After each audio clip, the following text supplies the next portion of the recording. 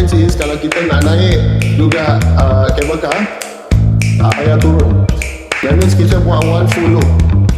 Daripada atas kita turun bawah, stay dalam cable car, turun dari atas balik.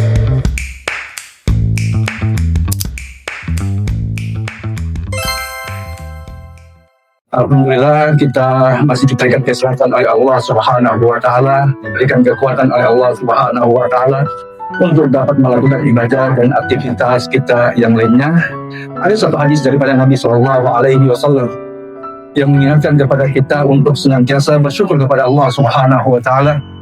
Kata Nabi sallallahu alaihi wasallam dalam hadisnya, "Man asbaha minkum mu'afan fi jasadihi, aminan fi sirbihi, wa 'indahu qutu yaumihi, faka'annama hizat lahu dunya." Kata Nabi sallallahu alaihi wasallam, siapa yang bangun pada pagi hari, dia mendapatkan kesehatan pada dirinya, dia mendapatkan keamanan kepada keluarganya, dan juga dia mendapatkan makanan pokok pada hari itu, maka sesungguhnya dunia sudah diberikan kepada dia seluruhnya. Inilah inti daripada kebahagiaan yang Allah Subhanahu wa taala berikan kepada seseorang, diberikan kesehatan, dijaga keluarganya, dan juga diberikan makanan oleh Allah Subhanahu wa taala. Kita senantiasa bersyukur atas segala nikmat dari Allah Subhanahu wa taala. Allah Subhanahu wa taala meminta kepada kita semuanya untuk banyak-banyak bersyukur, agar supaya dengan syukur itu akan terus ditambahkan nikmat Allah Subhanahu wa taala kepada kita semuanya, sebagaimana yang Allah Subhanahu wa taala sebutkan, la in syakartum la azidannakum wa la in kafartum inna azabi lasyadid. Jika kalian terus bersyukur, kata Allah Subhanahu wa taala, saya akan tambahkan nikmatku dan tambahkan nikmatku. Tapi jika kalian kufur dengan nikmat Allah Subhanahu wa taala, azabku sangatlah pedih, kata Allah Subhanahu wa taala. Siksa Allah Subhanahu wa taala sangatlah keras. Oke, tuan dan puan yang dirahmati Allah Subhanahu wa taala, kita bersyukur kita sudah disampaikan oleh Allah Subhanahu wa taala di kota Mekah. Kita bersyukur sudah dapat menyelesaikan ibadah umroh kita walaupun penuh dengan rintangan dan tantangan. Dan alhamdulillah pada pagi hari ini kita kembali diberikan nikmat besar oleh Allah Subhanahu wa taala, berkunjung ke suatu tempat yang penuh sejarah, dan yang mengingatkan kepada kita bagaimana pedihnya kehidupan Nabi sallallahu alaihi wasallam, yaitu kota Taif.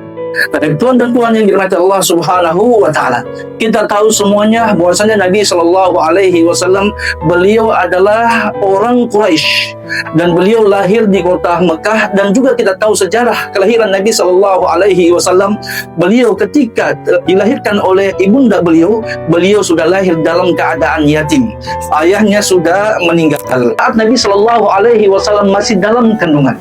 Jadi Nabi sallallahu alaihi wasallam lahir dalam keadaan yatim, dan beliau dilahirkan di kota Mekah ya pada waktu duha pada hari Senin. Pada hari Senin, dan tentunya kebahagiaan dirasakan oleh ibunda Nabi sallallahu alaihi wasallam. Allah Subhanahu wa taala mengaruniai beliau seorang anak lelaki setelah meninggalnya suami beliau, dan juga keluarga Nabi sallallahu alaihi wasallam yang lain, yaitu kakek beliau Abdul Muttalib dan juga paman-paman beliau bergembira dengan kelahiran Nabi sallallahu alaihi wasallam. Suatu hari Nabi sallallahu alaihi wasallam diambil oleh Halimatus Sa'diyah untuk dibawa ke kota Taif, dan bagaimana kisah seorang wanita yang berasal daripada perkampungan Bani Sa'ad yang ada di kota Taif. Dan Halimatus Sa'diyah beliau menceritakan tentang perjumpaan beliau pertama kali dengan Nabi sallallahu alaihi wasallam. Beliau berkata, suatu hari di tahun di mana kampung kami dilanda musim kemarau yang sangat kering sekali, dan dia mengatakan bahwasanya saat itu adalah musim kelaparan. Tidak ada kampung yang paling merasakan namanya kelaparan kecuali kampung kami. Kata Halimatus Sa'diyah, saya tidak dapat memberikan air susu kepada anak saya, tidak dapat memberikan makanan karena saat itu dia kekurangan gizi. Jika saya ditawarkan Muhammad sallallahu alaihi wasallam yang masih bayi saat itu, saya menolak, tidak mau mengambil Muhammad karena saya mendapatkan berita bahwasanya bapaknya sudah meninggal. Ya, bapaknya sudah meninggal dan mereka mengatakan Nabi anak yatim ibunya tidak memiliki uang untuk dapat membayar mereka. Dan kata Halimatu Sa'diyah, akhirnya kami terus mencari dan kawan saya juga terus mencari anak-anak susuan, dan tibalah waktu untuk pulang ke kota Taif atau di perkampungan Bani Sa'ad. Dan Halimatu Sa'diyah berkata, semua anak-anak di kota Mekah semua sudah diambil oleh kawan-kawan saya, tidak ada yang tertinggal lagi. Ya, tidak ada yang tersisa kecuali satu budak kecil, yaitu satu bayi kecil, yaitu Muhammad saat tersebut. Akhirnya Halimatu Sa'diyah berkata kepada suaminya, wahai suamiku, saya sangat tidak senang, saya sangat benci kalau saya sudah keluar kampung, ya pergi jauh, pulang ke kampung lagi tak membawa anak susuan. Bagaimana pendapatmu wahai suamiku? Kalau kita ambil saja anak yatim tadi, kita bawa dia ke kampung kita, walaupun kita tidak diberikan gaji oleh ibundahnya atau oleh keluarganya. Dan semoga Allah memberikan keberkahan kepada kita melalui perantara anak yatim tersebut. Kemudian Bapak Ibu yang dirahmati Allah Subhanahu wa taala, akhirnya Halimatu Sa'diyah mengambil Nabi sallallahu alaihi wasallam, terpaksa mengambil Nabi sallallahu alaihi wasallam, bukan dengan keikhlasan dia, tapi karena paksaan. Tidak ada lagi anak kecil yang mau dibawa pulang ke kampungnya.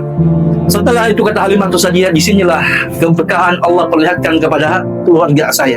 Ketika saya mengambil Muhammad yang masih bayi saat itu, kemudian saya dekatkan dengan susu saya, katanya saya susui dia, tiba-tiba air susu saya ya menjadi banyak dan dapat diminum oleh Nabi Shallallahu Alaihi Wasallam sampai kenyang. Bahkan anak saya yang selama ini kekurangan makanan, dia tidak mendapatkan air susu saya, malam itu dia dapat makan dan tidur dengan nyenyak, tidak mengganggu kami lagi. Yang selama ini saya tidak dapat tertidur malam karena anak saya menangis terus karena merasakan kelaparan. Ini satu yang mujizat atau satu keberkahan yang Allah perlihatkan kepada keluarga Halimatu Sa'diyah. Setelah itu kata Halimatu Sa'diyah juga, ya, kemudian saya pergi, ya, terus berjalan, dan malam itu juga kami kelaparan, tidak mendapatkan makanan karena memang mereka ya, sangat sulit mendapatkan makanan saat itu. Dan saat itu mereka membawa onta betina, ya, karena salah satu fungsi onta pada masa dahulu, Tuhan dan Tuhan yang Allah Subhanahu wa taala adalah sebagai sumber makanan dari air susunya. Ya, jadi diperah air susunya, diambil air susunya, kemudian diminum, dan itulah makanan, salah satu sumber makanan oleh orang-orang Arab pada masa dahulu. Dan saat itu Halimatu Sa'diyah berkata kepada suaminya, sesungguhnya Allah Subhanahu wa taala telah memberikan keberkahan kepada kita melalui anak-anak ini.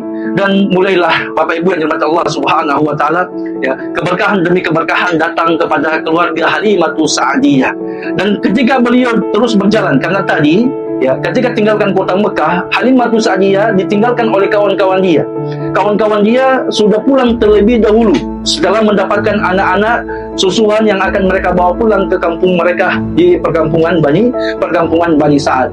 Tapi ya, saat itu Halimatu Sa'diyah setelah menggendong Nabi Shallallahu Alaihi Wasallam naik ke atas keledai dia, kendaraan dia yang selama ini sangat lambat jalannya, keledai tua, ya, himar tua, keledai tua yang sangat lambat jalannya. Tapi setelah dia gendong Nabi, kemudian keledai itu ya berjalan, dapat mendahului rombongan teman-teman kawan-kawan Halimatu Sa'diyah. Bahkan dia berjalan dengan cepat.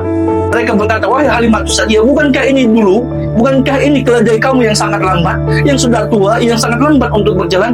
Kenapa sekarang dia dapat berjalan dengan cepat? Ya, dan inilah atas keberkahan yang Allah berikan kepada mereka melalui perantara Nabi Sallallahu Alaihi Wasallam. Dan dibawalah Nabi Sallallahu Alaihi Wasallam ke kota Taif, dan di sana Nabi Sallallahu Alaihi Wasallam tumbuh besar, menghabiskan masa kecil beliau di kota Taif, ya, sampai usia 4 tahun, dekat-dekat usia 5 tahun. Ya, dan setelah itu baru Nabi Shallallahu Alaihi Wasallam dipulangkan oleh oleh Halimatu Sa'diyah kepada ibu dia di kota Mekah, disebabkan satu kejadian, yaitu ketika Nabi Shallallahu Alaihi Wasallam sudah berusia sekitar 4 tahun, Nabi Shallallahu Alaihi Wasallam lagi bermain dengan ya, kawan-kawan dia yang usia dia lah, budak-budak yang seusia Nabi Shallallahu Alaihi Wasallam saat itu. Ketika Nabi lagi bermain, tiba-tiba ada datang 2 malaikat, langsung mengambil Nabi Shallallahu Alaihi Wasallam, memegang Nabi Shallallahu Alaihi Wasallam dan menidurkan Nabi di atas tanah.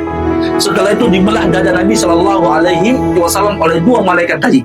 Yang dibelah dada Nabi Shallallahu Alaihi Wasallam. Setelah dibelah, ya, dikeluarkan hati Nabi Shallallahu Alaihi Wasallam dan dicuci hati Nabi Shallallahu Alaihi Wasallam dengan air Zam-Zam, dikeluarkan noda hitam yang ada di hati Nabi Shallallahu Alaihi Wasallam, yang saat itu malaikat berkata, noda hitam inilah tempat sarangnya syaitan di dalam hatimu, dibersihkan dan dicuci oleh malaikat tersebut. Dan kejadian ini disaksikan oleh kawan-kawan Nabi Shallallahu Alaihi Wasallam. Mereka ketakutan, ya, akhirnya mereka lari meninggalkan Nabi Shallallahu Alaihi Wasallam, pulang ke rumah Halimatus Sa'diyah, berkata kepada Halimatus Sa'diyah, Muhammad telah dibunuh. Mereka berpikir Muhammad Shallallahu Alaihi Wasallam yang baik saat itu sudah dibunuh oleh dua orang terdekat, sehingga Halimatus Sa'diyah mendapatkan berita kalau Nabi, ya, Muhammad anak susuan beliau sudah dibunuh. Beliau langsung datang ke tempat tersebut dan ternyata melihat Nabi Shallallahu Alaihi Wasallam masih hidup. Hanya saja dia melihat perubahan, ya, di wajah Nabi Shallallahu Alaihi Wasallam, dan beliau takut, ya, khawatir, takut akan keselamatan Nabi Shallallahu Alaihi Wasallam. Sebab itulah beliau pulangkan Nabi Shallallahu Alaihi Wasallam ke kota Mekah, berjumpa kembali dengan ibunda beliau yang bernama Aminah.